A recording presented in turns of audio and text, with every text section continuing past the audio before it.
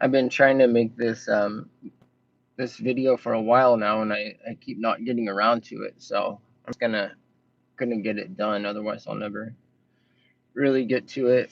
Um, it was a dream I had. I think it was a couple weeks ago now.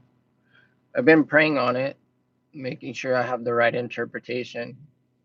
I've run it by a few people, and I think I know what it means. So I'm just gonna give it to you.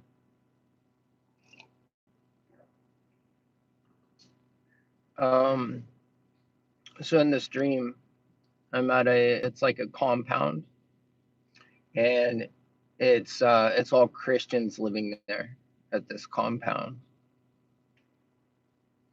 And I noticed that what they're doing is they are they're basically prepping for the tribulation. They're um they're storing up food and guns. I can see them taking like big bags of rice into various rooms and handfuls of rifles and that sort of thing. And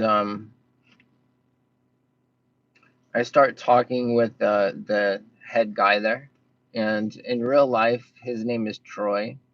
But the dream's not about him. I just believe his name was being used because the name Troy means more than one root, and so you'll see why that's important later. But it means multiple roots. So, so it was a short dream, um, but I think important. The next thing that I did, the last thing that I did is I stepped back from the house and I took a picture of two things. I took a picture of the address, which was 3002, and I also took a picture of the street sign. And the street sign was interesting because it showed that the house I was looking at was on Willow, but there was a small offshoot of another street that came off of this street. Um, and the name of that street was Robert Frost Road. And I remember thinking in the dream of the poem he wrote called The Road Less Traveled By. Um, and then that was it. I woke up. So here's what I think the dream means. Um, the house being on Willow Road was important because Willow um, in the Bible is usually associated with times of misery. Um, and if you just look up the general meaning of a willow throughout various cultures, it signifies sadness because the willow is kind of bent over, and it looks kind of like it's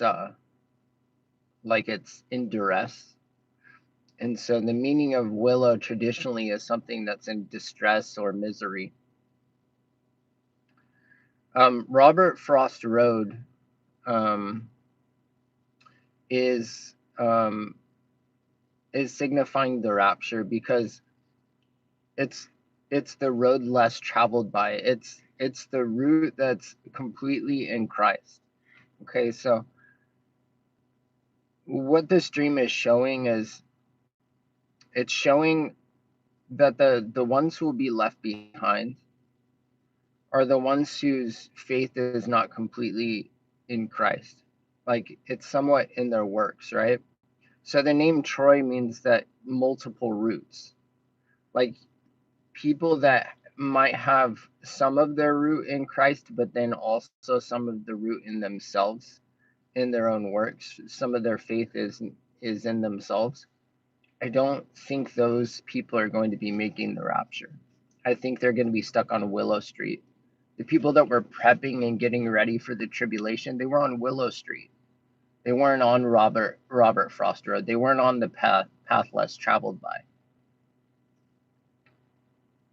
And the address I looked up in Strong's 3002, and it means dry, and it's used to describe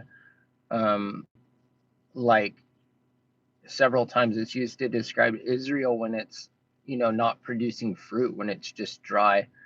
And I think what God is saying is like those whose heart, I don't think it's about if you have like some extra food and water. It's not about that. I think that's, it's probably good to have, some extra stuff. Who knows about supply chains going down and all of that. So it's not about that. But it's about the root of where your heart's at. It's about where your faith is, right? The people who were on Willow Street in that compound that were prepping with bags of rice and guns, they were relying on themselves to make it through the tribulation, to make it through what was coming. They weren't looking for Jesus as their hope.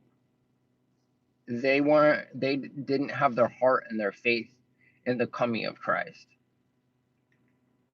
It was in themselves, right? So I believe the ones that are counted worthy to escape, Jesus says, pray always you be counted worthy to escape. And that passage wasn't for the Jewish people. I mean, he knew who would be reading that passage. It's for you and I. So there's some of those who will read that passage who will not be counted worthy, because why else would you need to pray that you'll be counted worthy, right? There's 7 churches and one of them makes the rapture. At least the first escape without any tribulation. Church of Philadelphia makes it. The other 6 churches don't, right? So there's a heart issue. There's a heart issue in the church being described there. There's various heart issues in the church being described there, but the one in this dream was the heart issue of people relying on themselves to save themselves and not trusting that Jesus will be the one to save them from what's coming. I mean, look, you look around and you see the trap closing in if you're awake. I mean, it's not hard to see. You look around and you see the passports being rolled out. That this is the infrastructure for the mark of the beast that's being set up. I mean, that's easy to see, right? You can see the agenda clearly. And if you're not fully rooted in Christ, if you're not fully trusting in him, you're going to get pretty freaked out right now. And so you're going to show where that root is. Where your heart is going to start to become evident by your actions. Are your actions that is it that you go deeper into peace and that you call on Christ and that you have greater rest in him, knowing that he has certain promises for you? Or do your actions show that your faith is actually in yourself and you start gathering up as many guns as you can find and you start to put together defenses against the world, thinking somehow that you're going to survive the trib or live long enough to save your family or something. I don't know why you would want to live through the trib. I think the longer you live through the trib, the worse it gets. So I would say better to die at the very beginning of that thing. But you'll start to see, it'll start to become evident where people's roots are, where the heart is. So this dream is just saying, hey, church, check yourself, right?